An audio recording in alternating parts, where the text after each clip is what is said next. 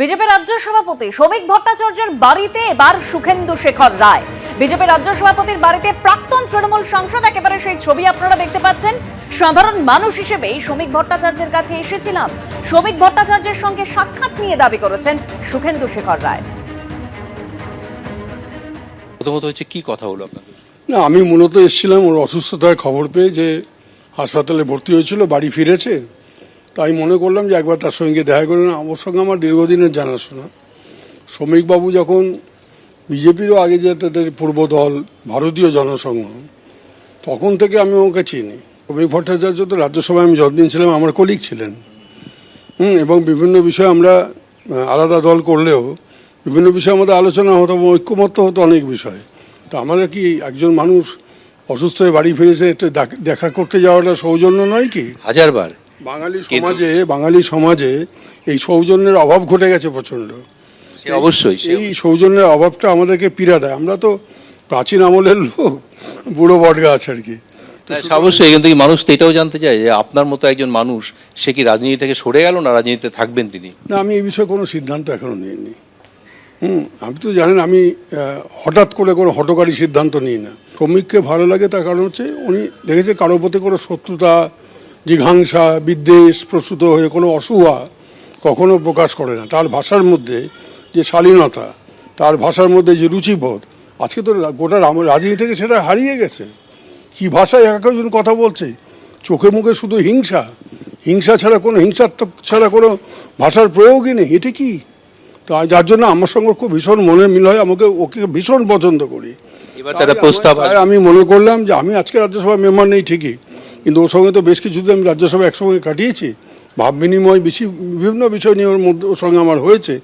এই যে একটা ব্যতিক্রমী রাজনীতিবিদ, একটি দলের জাতীয় দলের এখানে রাজ্য সভাপতি, তার যে সম্মান, তো তার সম্মানকে অক্ষুণ্ণ রেখে আমি একটু সৌজন্য বোধ দেখাতে যদি যাই, তাতে অসুবিধে কোথায়? একজন নাগরিক হিসেবে তো আমি এসেছি আজকে আমার তো কোনো পদ নেই, আমার কোনো দল নেই।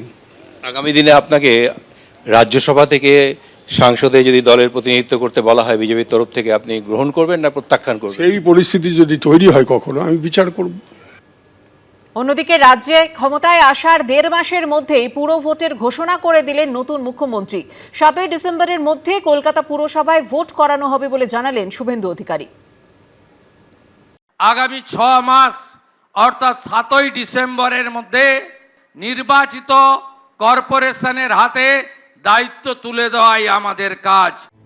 ক্ষমতায় আসার 1.5 মাসের মধ্যে পুরো ভোটে দামামা বাজিয়ে দিলেন নতুন মুখ্যমন্ত্রী। 7ই ডিসেম্বরের মধ্যে কলকাতা পুরসভার ভোট করানোর ঘোষণা করলেন শুভেন্দু অধিকারী। আগেই পদত্যাগ করেছেন কলকাতা পুরসভার মেয়র ফিরহাদ হাকিম, বসানো হয়েছে প্রশাসক। এই প্রেক্ষাপটে মুখ্যমন্ত্রী হবার পর সোমবার প্রথমবার কলকাতা পুরসভায় পা রাখলেন শুভেন্দু অধিকারী। কলকাতা পুরসভার পাশাপাশি হাওড়া সহ যেখানে যেখানে প্রশাসক রয়েছে প্রত্যেক পুরসভায় দ্রুত ভোট করানো হবে বলে জানিয়েছেন তিনি।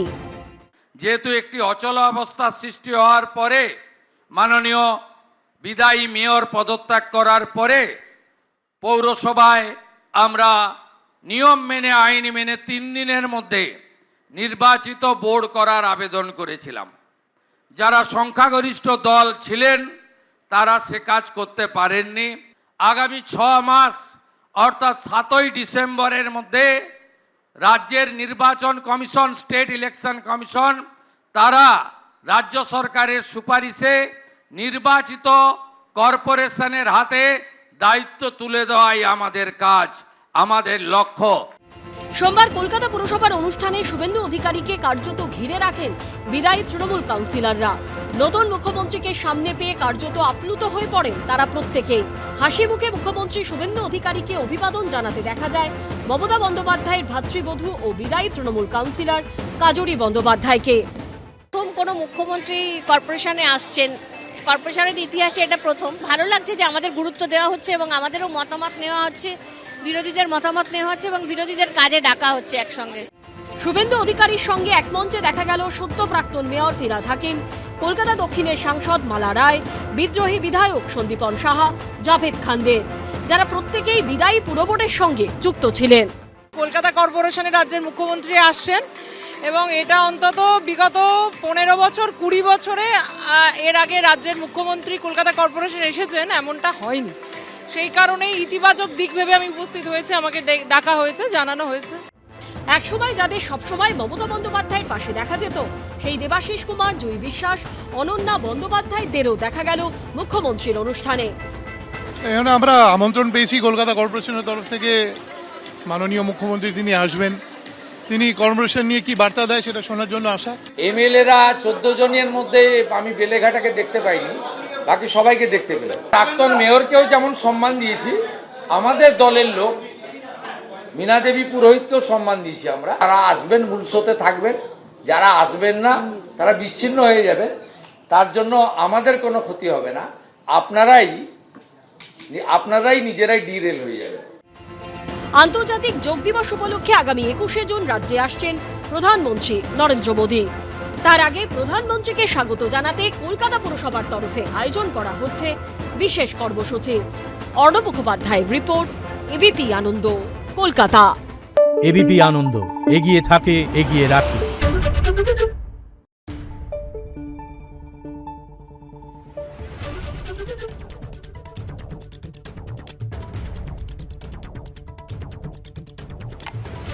Thank you.